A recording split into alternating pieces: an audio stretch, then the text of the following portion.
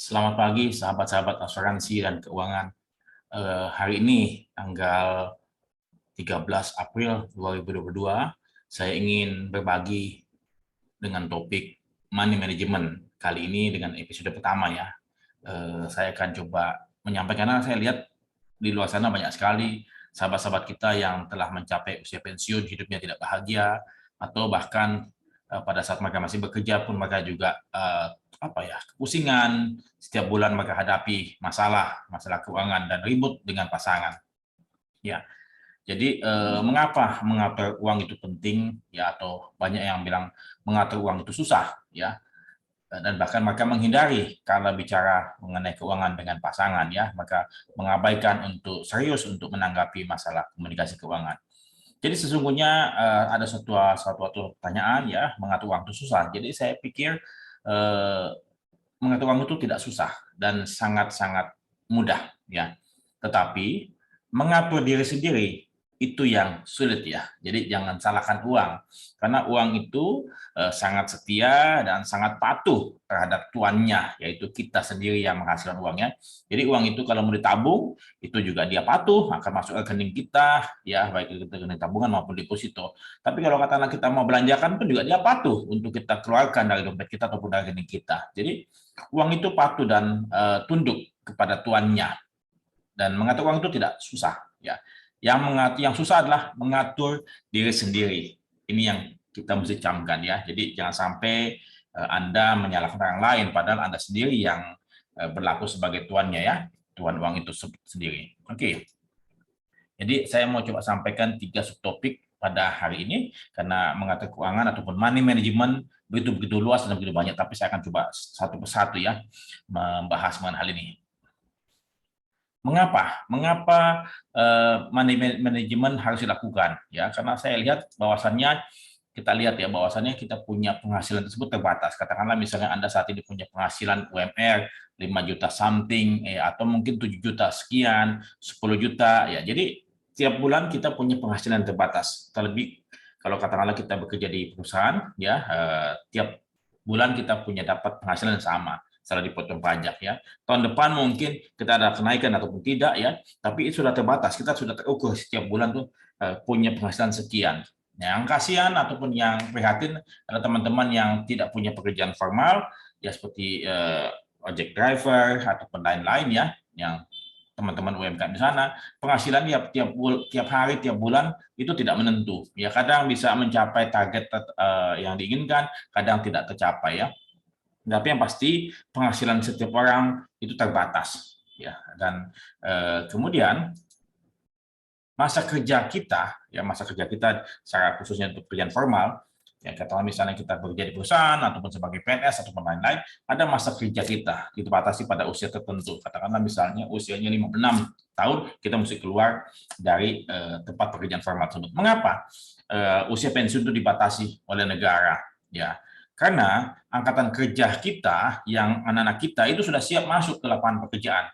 Nah, supaya mereka punya lapangan pekerjaan tersedia, maka kita yang sudah usia 50 something, ya saya 55, itu harus keluar dari lapangan pekerjaan yang ada. Supaya apa? Lapangan pekerjaan yang itu tersedia buat anak-anak kita.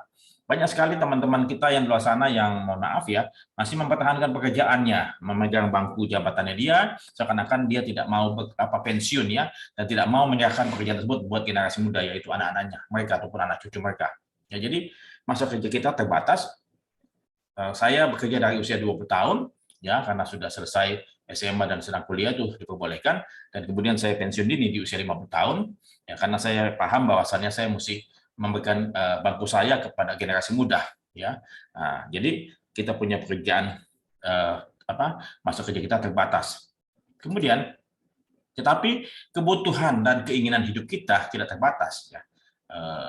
Jadi kita kalau kata misalnya punya kebutuhan, wah itu apalagi kalau kita sering lihat marketplace ya, suka lihat-lihat itu ya, kita kadang suka belanja online yang sesungguhnya kita tidak butuhkan. Kalau katakanlah kita datang ke mall, datang ke supermarket atau shopping center, seringkali kita membeli barang-barang yang tidak kita rencanakan sebelumnya. Jadi kebutuhan dan keinginan kita tidak terbatas, berlawanan dengan penghasilan yang kita terbatas ya. Sementara kebutuhan biaya hidup akan terus berlangsung saat kita tidak lagi bekerja formal. Ingat ya, bahwasannya setelah kita selesai bekerja, ya kita masih butuh biaya hidup, ya kan kita nggak langsung mati. Ya, saya pernah punya cerita, ada seorang kawan saya yang pada waktu saya usia belum 50 tahun, dia pensiunan dari sebuah perusahaan pelayaran. Ya. Nah, dia melihat teman-temannya semua itu pada meninggal sebelum usia 60 tahun. Jadi dia berpikir dia akan meninggal juga di usia 60 tahun. Ya. Sehingga apa? Uang pensiun yang dia peroleh, dia habiskan sampai usia 60 tahun. Tetapi setelah usia 60 tahun, nggak mati-mati dia. Ya. Hingga dia berusia 70 tahun pada saat ini, dan dia nggak mati-mati. Ya. Jadi uang pensiun tersebut sudah dihabiskan. Jadi jangan sampai katakanlah Anda juga punya uang tersebut dihabiskan. Dan kenapa? Karena Anda masih butuh hidup. Katakanlah angka harapan hidup Anda sampai usia 80 tahun. Jadi apa? Pastikan uang Anda yang Anda tabung selama masa kerja tersebut itu cukup ya menutupi biaya dari masa pensiun ya, setelah pensiun sampai Anda meninggal dunia. Kalau ternyata misalnya nanti uang tersebut tidak cukup, ya Anda harus berpikir keras untuk mendapatkan penghasilan tambahan setelah Anda pensiun. Karena setelah pensiun mungkin Anda tidak lagi bekerja di pekerjaan formal, ya Anda bisa bekerja di pekerjaan non formal ataupun Anda punya bisnis sendiri. Nanti di dalam episode berikutnya saya akan coba sampaikan bagaimana menghasilkan uang dalam pekerjaan yang Anda bangun sendiri. Ya, intinya jangan sampai Anda mati dalam keadaan bangkrut ya. Kemudian tujuan keuangan tadi kan mengapa? Tujuannya apa sih? Ya, terus saja money management itu tujuannya apa? Untuk kehidupan hari ini ya. Sehingga apa? Anda nyaman dan damai walaupun Anda seorang jomblo maupun Anda sudah menikah, Anda nyaman. Kenapa? Karena Anda sudah terbuka dan tidak ada suatu hal yang tertutupi ya. Anda sudah rancang Anda punya pengeluaran hari ini dan hari esok, dan Anda apa? Nyaman. Anda bisa bahagia ya hari ini ya, damai tentram ya, tidak pusing setiap bulan ya, setiap tanggal tertentu pusingnya. Jadi money management tujuannya adalah untuk hidup hari ini nyaman dan damai. Kemudian juga Anda tentunya optimis ya, optimis menatap dan menyongsong masa depan.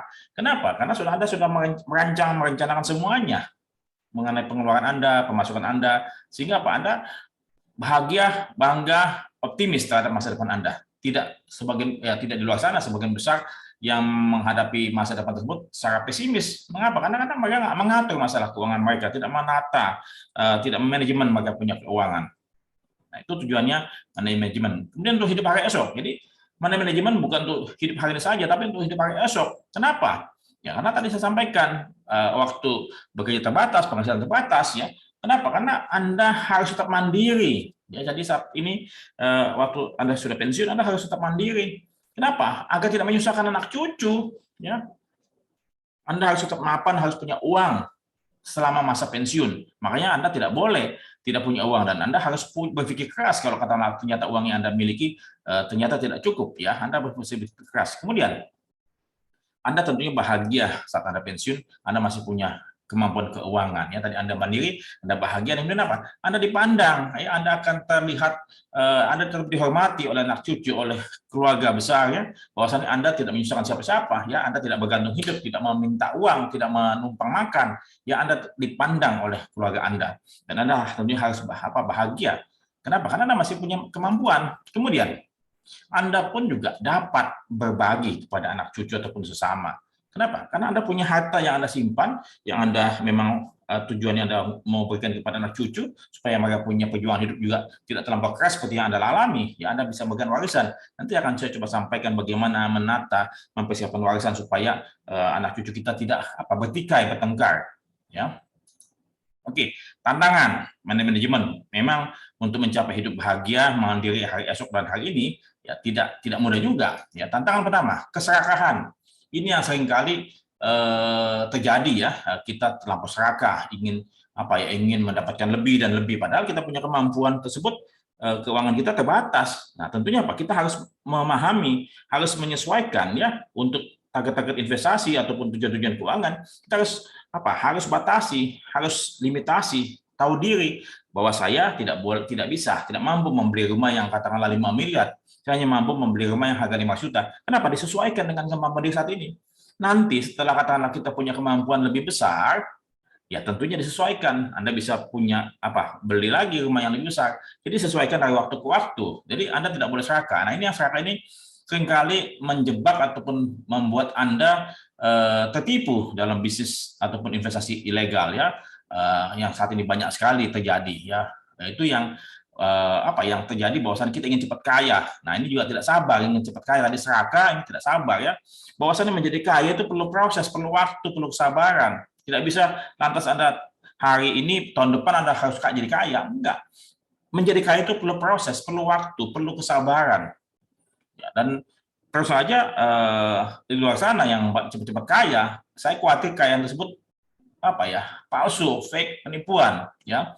Ataupun kalau misalnya mau cepat kaya, ada beberapa teman bilang, lu cari aja janda kaya yang tua, usianya jauh lebih tua dari lu. Ya, tapi kemudian apa itu yang kita mau? Ya, kita tidak mau dong. Kita tidak mau menggadaikan kita punya masa muda, kita tidak mau menggadaikan kita punya usia, ya hanya untuk seluruh materi. Tidaklah, itu sama juga dengan apa? Mohon maaf, ya PSK, ya pekerja seksual ataupun pelacur yang mohon maaf hanya untuk mendapatkan uang, ya kita menjual diri kita. Tidak demikian ya. Jadi menjadi kaya itu perlu waktu ya, dan kita harus perlu proses, perlu kesabaran. Nah, kemudian apa? Kita disiplin. Kalau kata tadi misalnya kita mau mencapai tujuan keuangan kita, memiliki dana pensiun, memiliki dana bisnis dan lain-lain, kita mesti nabung, kita mesti berinvestasi setiap bulan ke jenis investasi yang kita tentukan di awal. Setiap bulan kita harus tahu, tabung terus, cara terus, investasi terus, ya. Jangan sampai katakanlah kita terganggu dengan hal-hal yang berbau dunia ya, yang berbau gengsi ataupun gaya hidup ya. Jadi kita harus disiplin, tidak boleh kita punya uang dipakai yang sebetulnya untuk masa depan, kita pakai untuk hari ini. Ya, kita harus disiplin. Tadi mengapa? Tadi mengatur waktu susah. Karena kita tidak bisa mengatur diri sendiri. Makanya kita harus disiplin, harus teguh pada kita punya rencana di awal. Nah, seringkali kita tidak logis ataupun kita punya akal budi kurang. Ditawarkan tadi jenis investasi yang tingkat bunganya 10% setiap bulan. Coba pakai logika, pakai otak ya, jangan pakai perasaan saat menghitung uang. Mana ada bisnis yang saat ini memberikan keuntungan 10% setiap bulan ya. Dan kemudian ada suatu lahan yang ditawarkan ya, dengan bau-bau agamis ya, bahwa ini suatu hal yang yang baik, dan kemudian coba perhatikan tanah tersebut ada nggak suratnya, bagaimana, coba cek di BPN, ya, periksa lagi sudah berapa lama usaha tersebut dijalankan. Terus hanya kalau usaha-usaha yang baru setahun, 2 tahun, 3 tahun, bahkan 5 tahun, itu Anda mesti pahami bahwa kemungkinan besar adalah kebohongan ya, atau penipuan. Jadi Anda harus logis dan akal budi Anda pakai. Kalau tidak Anda akan terjebak dan kemudian Anda akan mengalami kerugian. Kemudian juga Anda kurang kritis ya, dan perlu percaya. Jangan sampai Anda menerima penawaran dari saudara, dari sahabat Anda yang baik, yang mungkin Anda sudah lama kenal, ya, Anda lantas percaya, tetap kembali lagi. Ya, Anda harus kritis, karena uang Anda bila mana Anda sudah pindah tangan, itu bukan uang Anda lagi. Anda pada waktu mau kembali sulit sekali. Dan saat ini banyak sekali penipuan investasi, penjualan produk-produk asuransi ataupun keuangan lainnya, itu terjebak. Kenapa? Karena dia terlampau percaya sama agennya atau pemasarnya. Ini yang saya bilang, tolong Anda kritis ya. Jangan terlalu percaya. Siapapun itu penjualnya. Dan Anda harus lebih kritis bila mana penjual tersebut adalah anak kita, saudara kita, kakak kita, teman baik kita, bos kita, tante kita, atau apapun. Pokoknya Anda harus kritis. Nah, ini yang saya harapkan Anda lakukan supaya Anda punya keuangan masa hari ini dan masa depan menjadi lebih baik. Nah, kemudian ini adalah beberapa referensi buku yang saya tulis ya.